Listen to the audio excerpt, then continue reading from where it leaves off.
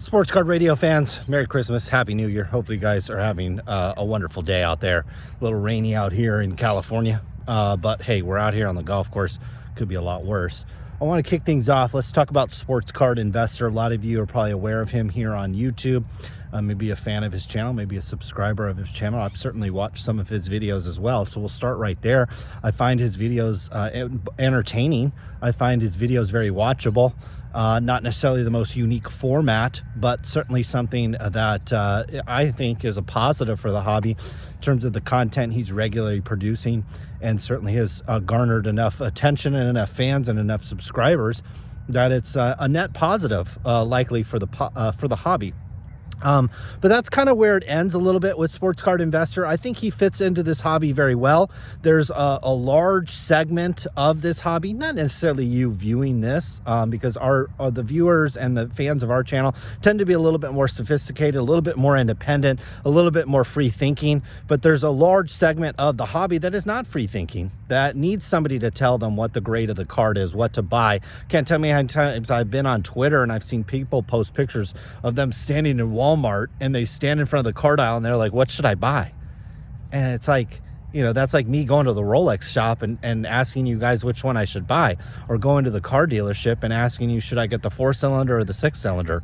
I mean, are you that big of a beta male that you can't decide what trading cards that you can buy? So there's certainly a large segment of the hobby that actually needs that assistance. I need you to tell me what to grade, need you to tell me what to buy, need you to tell me what to sell, need you to kind of guide me through the whole thing, almost like you're a baby and you need to be fed with a bottle or with a spoon. And so there's certainly enough of those people in this hobby where someone like Sports Card Investor can not only thrive, but really be very successful. But, you know, look, here's the thing about Sports Card Investor. If he was truly a savant in terms of predicting the price movement of cards, and certainly anybody out there could have seen this coming. Okay, look at the graphs of sports cards out there. You see that a lot of them started rising actually in the March, April, May of 2020, when guess what? Nobody was playing. Nobody was playing. I remember watching Lonzo Ball cards and Kyle Kuzma cards and Zion Williamson cards, and all these cards start rising in value astronomically when all the leagues were canceled and there were no games being played. So that should have told you right there that sports cards aren't necessarily event driven. So the values of cards are not really event driven, but all you'd hear from not only Sports Card Investor, but a lot of these guys that started giving it advice, a lot of these guys were just back into the hobby for a year or two as well. And Sports Card Investor will not hide this. In fact, most of the guys here on YouTube will not hide this. The fact that they collected back in the 80s and 90s when times were a lot simpler, and they got back into it just over the last year or two. And so a lot of these guys really haven't been buying and selling cards, really haven't been monitoring the price action of cards when cards were not necessarily the hottest thing on the block. Those are the people that were giving you the accurate reflection on the cards. And so this idea that the playoffs or what they do in a game or what they do on the court or the field really has a big impact on card values, not necessarily, okay? And I think the pandemic really highlighted that. The other thing that they should have started connecting the dots to was the fact that when Giannis Antetokounmpo won the NBA Finals, his cards barely moved. And so that should have been a big red flag to anybody saying, look, the event are not driving these card values. Maybe the values had already gotten pulled forward. The other thing that these guys didn't correctly identify is we saw ultra modern cards really start to soar. So the Luka Doncics, the Zion Williamsons, and then it wasn't until later in 2020, kind of the fall and winter time, when we saw Michael Jordan and Kobe and Shaq's and like Bo Jackson's, these cards started really taking off and started surpassing a lot of the ultra modern cards. None of these guys really even foresaw that or predicted that. So none of their predictions, we could go through and look at how they predicted Tyler Hero, looked how they predicted Ja Morant, looked how they predicted individual players. But the fact is, none of them were accurate on virtually anything, okay? It's really easy in an upward trajectory market, something like the stock market or home values, to say, yeah, I think home values are going to go up. Yeah, I think Apple stock is going to go up. Look, you don't need to be an investment advisor or a real estate agent to say those types of things when the market goes up, but to actually foresee these things is actually really difficult. I think it's really difficult in the sports card trading market. So while I commend the sports card investor guy on the entertainment value of his content, certainly the regularity he's posted content, I think it's absolutely commendable, and I think it's something that you can absolutely learn from out there. But in terms of wanting to actually predict card values and the rationale behind it, he couldn't have been more off. In terms of the on-field performance has nothing to do, in my opinion, to what the card values are. And certainly being able to foresee the ultra modern starting to become maybe a little overheated and people shifting back to Michael Jordan's and maybe vintage cards, he didn't foresee that either. And none of these guys foresaw that card values eventually would start tanking, and now we're back to levels that we really haven't seen in maybe about 2 years on these time frames. And so a lot of them are going to get on and say, well, look, cards are still up from when I got back in. Well, nobody was buying cards back then. You look at the volume charts, you can look, a lot of these apps like Card Ladder and all these other ones, they have volume charts. Like, nobody was buying these cards back when there were these prices 2 years ago. Everybody piled in at the top. So most people, in fact, the vast majority of people, are underwater on these quote unquote investments. And so look, going forward, we're not going to see these cards recover. These cards are not going to go back in value. It's not going to go back to where it was back in 2020 or even early 2021. We're not going to see that, okay? These cards, just the market has gone by these cards.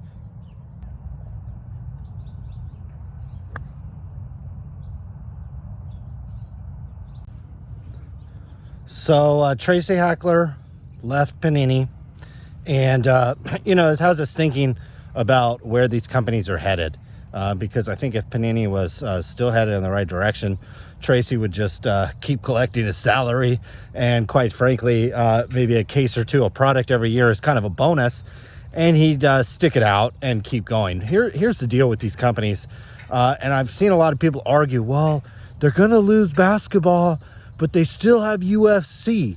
They're going to lose baseball, but they still have Formula One. Well, the thing is maybe Formula One's not the best example, but certainly the UFC, MLS, some of these lesser known licenses, these lesser desired license, probably a better way to put it, is what happens is the baseball license, the basketball license, and the football license gives you kind of an economy of scale. So it allows you to do all these other licenses because you already have the back office staff, you already have the customer support, you already have the website, you already have the infrastructure in place to handle baseball, football, basketball. And then it's easy to bolt on an MLS. It's easy to bolt on a UFC.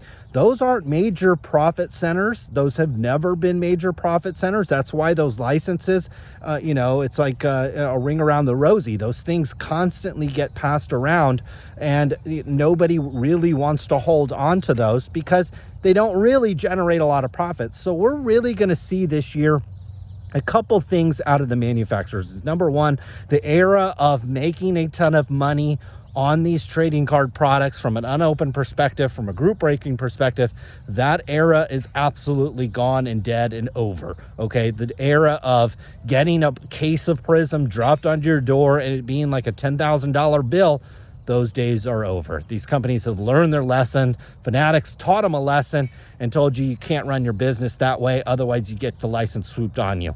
We also saw distributors get traded hand as well. Southern Hobby went to Beckett. Beckett is going to run that a lot differently, okay? I already have an account with Southern Hobby, already see some of the differences already, and quite frankly, I don't have necessarily the largest account over there. And so I think what you're going to see is a shrinking of the profit margin from the retail perspective. The price from a wholesale and distribution perspective, that is going to go up. And look, that's what these companies have to do in order to survive at least for the next year or two until Fanatics really starts to take over. I think in 2022, we will see one of these companies tap out, whether it's Topps or Panini. One of them is likely to tap out. and then switch over to Fanatics. Fanatics will acquire their brands, will maybe acquire some of their employees, but that kind of ties into what we're talking about with Tracy. I think if these guys thought, well, Fanatics is going to acquire us and I'm going to be able to get a new job, I don't necessarily think that's the case. I think Fanatics is going to want to go with a whole new team, a whole new attitude, a whole new freshness to the industry. The Tracy Hacklers, these are the legacy guys that got these companies in the position that they're in, where they got their licenses swooped out from under them in the middle of the night and they didn't even know what hit them. So I think that Fanatics will want to go with a whole new staff. Quite frankly, a lot of these guys are overpaid, and not that they make a ton of money, but for the value that they actually bring to the hobby and the industry is actually very minimal. Okay, because yeah, Tracy Hackler can turn out a blog post, but you can train somebody in the Philippines for $3 or $4 an hour to do about the same, to look at a sell sheet and type out 400 words on it. Okay, so it's not like they're adding a ton of value, and it's not like they're doing anything particularly innovative that the hobby hasn't necessarily seen before. And so I think we're in for a changing of the guard. I think it's going to be good. If you're one of these good old boys that has relied on the cases of these products, have relied on the system that's already in place, you're going to struggle unless you're already making plans to kind of change your business model.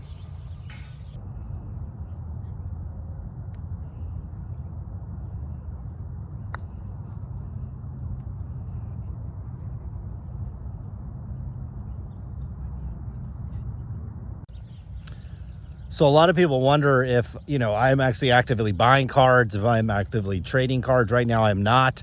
I am pretty much out of that market right now. I don't necessarily see a reason to jump in at this moment. I don't think you're going to see upward trajectory on prices of cards outside of, a rare example.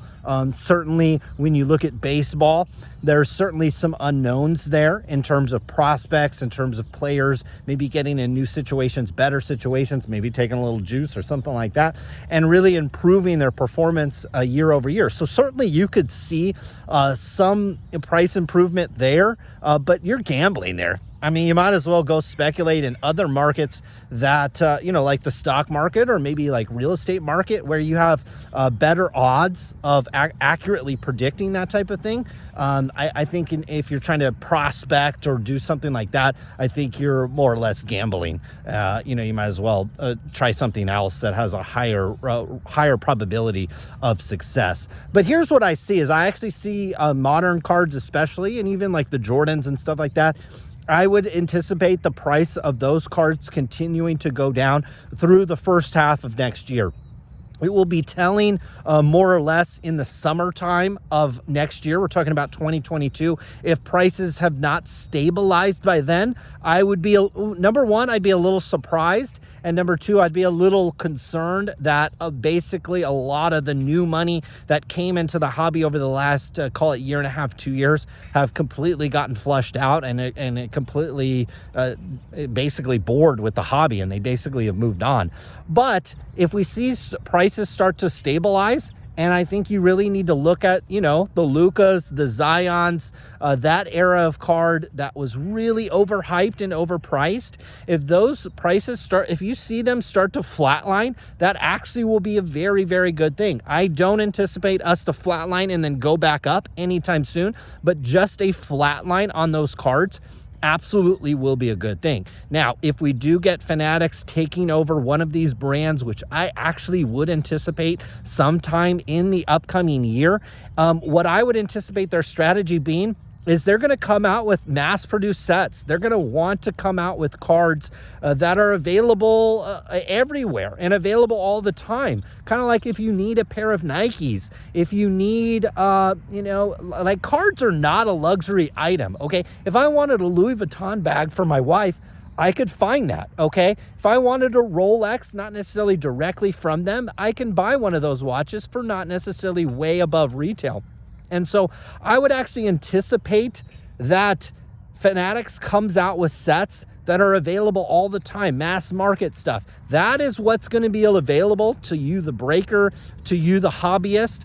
The ultra rare stuff, Fanatics is going to want to control that end to end. So they're going to come out with some ultra rare stuff that will absolutely probably be worth buying. And if you can get your hands on it, probably would be very valuable, but they're not going to let you get that for 50, 60, 70, 80% off retail. They're just not going to do that. And so that's where we're going to really see a shift in the hobby, is that the hobbyist is actually going to get an opportunity to buy this stuff and get their hands on it and not necessarily have to pay breaker markup, not necessarily have to pay like blowout markup. They're gonna have to pay Fanatics markup, but that markup could end up being a little bit better than what we're seeing. Also, if you're somebody that just wants cards, just wants a constant stream of cards, well, I think Fanatics is going to be able to deliver on that better than Topps and Panini certainly has. I think they're going to come out with sets that are basically, you know, available year round, and we're going to constantly see them on the shelves.